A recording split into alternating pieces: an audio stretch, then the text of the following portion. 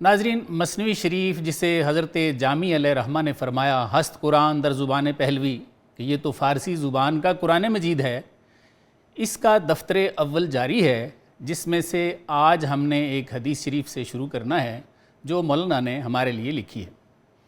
وہ حدیث کون سی ہے؟ من کان للہ کان اللہ لہ، یعنی جو اللہ کا ہو گیا اللہ بھی اس کے ہو گئے۔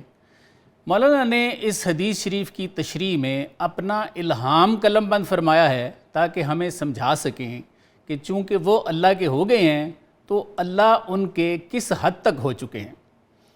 مولانا نے مثنوی لکھتے ہوئے اپنے الہامات اور بے خودی کا جو تذکرہ کر رکھا ہے اس سے کچھ تو میں آپ کو پہلے سنا چکا ہوں۔ نئے سننے والوں کے لیے میں حضرت کا ایک چھوٹا سا کلام کوٹ کر دیتا ہوں۔ آپ فرماتے ہیں کہ گوید کہ الہام ختم شد، نبوت ختم شد، یعنی فرماتے ہیں کہ کون کہتا ہے کہ الہام ختم ہو چکا ہے؟ بھئی نبوت ختم ہوئی ہے۔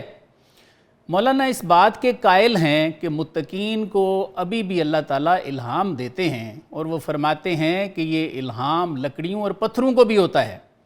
اس پر ان کا کلام کچھ میں پچھلے پروگرام میں آپ کو سنا بھی چکا ہوں۔ چلیں آگے چلتے ہیں اور جانتے ہیں کہ مولانا نے اپنے الہام سے ہمارے لیے مزید کیا لکھا ہے۔ آپ فرماتے ہیں کہ مجھے اللہ تعالیٰ الہام دیتے ہیں، چوں شدی من کان للہ از ولا، یعنی جب تو میرے عشق میں من کان للہ کی منزل پہ جا پہنچا ہے، من ترا باشم کہ کان اللہ لہو، تو کہتے ہیں کہ میں بھی تیرا ہو گیا ہوں، کیونکہ میں نے خود ہی فرما رکھا ہے کہ جو میرا ہو جائے میں بھی اس کا ہو جاتا ہوں۔ بقول مولانا اللہ تعالیٰ مزید کیا الہام دیتے ہیں؟ گہے توئی گویم ترا گاہے منم، کہ کبھی میں تجھے تو ہے کہتا ہوں اور کبھی میں ہوں کہتا ہوں، ہرچے گویم آفتاب روشنم، فرماتے ہیں جو کچھ بھی میں کہتا ہوں اصل روشن آفتاب تو میں خود ہی ہوں۔ فرماتے ہیں یہ الہام آتا ہے مجھے ذات کی طرف سے۔ آگے کیا الہام آتا ہے؟ ہر کجا تابم ز مشکات الدمے، کہ جس جگہ تھوڑی دیر کے لیے میں تیرے سینے کے تاکچے سے بصورت نور شر صدر چمک اٹھتا ہوں، حل شداں جا مشکلات عالم میں، اس جگہ دنیا کی مشکلات حل ہونا شروع ہو جاتی ہیں۔ ہر کجا تاریکی آمد نا سزا، اور جس جگہ ناگوار تاریکی آ جاتی ہے، از فروغ ما بود شمس الضحیٰ، تو فرماتے ہیں کہ وہ تاریکی بھی ہماری ہی تجلی سے شمس الضحیٰ بنتی ہے۔ ظلم تیرا کہ آفتابش بر نداشت، اور کیا الہام آتا ہے کہ وہ ظلمت جسے سورج بھی ختم نہ کر سکے، از دم ما گردد آں ظلمت چو چاشت، بقول مولانا اللہ فرماتے ہیں کہ ہمارے دم سے ہی وہ تاریکی چاشت بن جاتی ہے۔ ان اشعار میں مولانا امت محمدیہ صلی اللہ علیہ وآلہ وسلم کے انعام شر صدر کے نور کا تذکرہ فرماتے ہیں، جس سے بقول مولانا مومنین نہ صرف الہام پاتے ہیں بلکہ اس نور شر صدر سے دیکھتے بھی ہیں۔ اس کی تائید بخاری کی اس حدیث سے بھی ہوتی ہے، اتقوا فراست المومن ینظر بنور اللہ، یعنی مومن کی فراست سے ڈرنا کیونکہ وہ اللہ کے نور سے دیکھتا ہے۔ بقول مولانا جس نور سے مومن دیکھتا ہے وہ اس کا شر صدر کا نور ہے، اور اسی سے ہی وہ الہام بھی پاتا ہے، اور یہ مائیت حق مومن کو اس کی فرما برداری کے صدقے میں ملتی ہے، کیونکہ اس نے اپنی ہر خواہش کو اللہ کے حکم کے تابع کر لیا ہے۔ نذیر عرشی صاحب لکھتے ہیں کہ اللہ کا بندے کو تو کہنا تو ہم عام بندوں کو سمجھ آتا ہے، لیکن اس کا بندے کو میں کہنا یہ ہر بندے کو سمجھ نہیں آتا۔ لیکن آپ لکھتے ہیں کہ یہ کوئی مولانا نے انہونی بات نہیں لکھی۔ حدیث قرب نوافل میں اللہ تعالیٰ خود ہی تو فرماتے ہیں کہ بندہ نوافل کے ذریعے میرے اتنا قریب آ جاتا ہے کہ میں اس کے کان بن جاتا ہوں جن سے وہ سنتا ہے، میں اس کی آنکھیں بن جاتا ہوں جن سے دیکھتا ہے، میں اس کے ہاتھ بن جاتا ہوں جن سے پکڑتا ہے، میں اس کے پاؤں بن جاتا ہوں جن سے چلتا ہے وغیرہ۔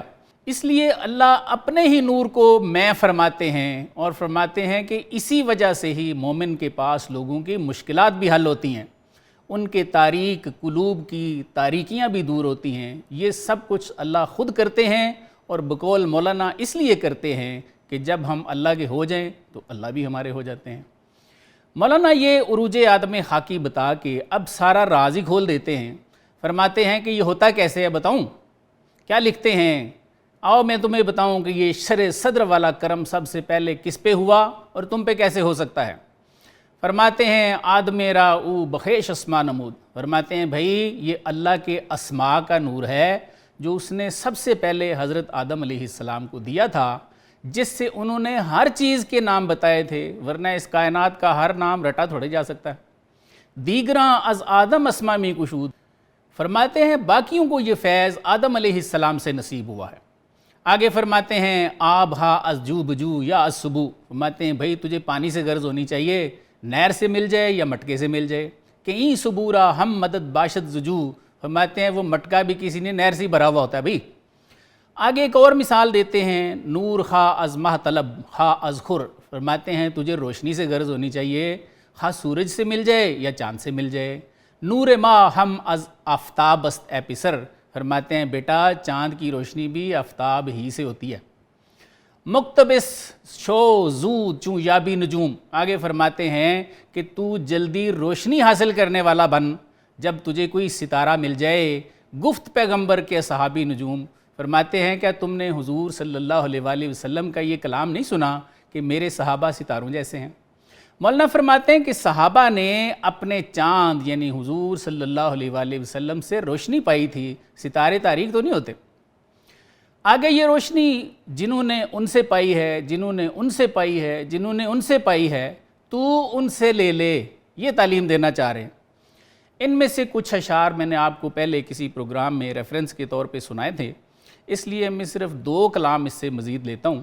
مولانا فرماتے ہیں چوں چراغ نور شمع را کشید، فرماتے ہیں جب ایک چراغ نے اس پہلی شمع سے روشنی لے لی، ہر کے دید آرا یقین شمع دید، تو فرماتے ہیں جس نے اب یہ نیا چراغ دیکھا ہے، نئی شمع دیکھی ہے نا، یقیناً اس نے وہی پرانی ہی شمع دیکھی ہے۔ کیوں؟ کہ اس کا نور جو ہے وہ اس نئے چراغ میں آ گیا ہے۔ آگے فرماتے ہیں ہم چنی تا 100 چراغ ار نقل شد، فرماتے ہیں اس طرح اگر سینکڑوں چراغوں میں بھی وہ روشنی آ جائے، پچھلے چراغ سے آپ نئے نئے چراغ جلا رہے ہیں، فرماتے ہیں دید نے آخر لقائے اصل بدھ، تو فرماتے ہیں کہ آخری چراغ کو دیکھنا اسی پہلی شمع کو ہی دیکھنا ہے۔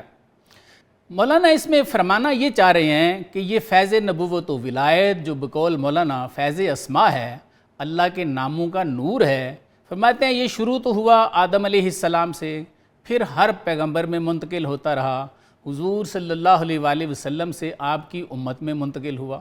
تو مولانا فرماتے ہیں کہ جو آپ کے دور میں ہے نا، اس سے وابستہ ہو جاؤ، اس سے یہ نور تم بھی حاصل کر لو۔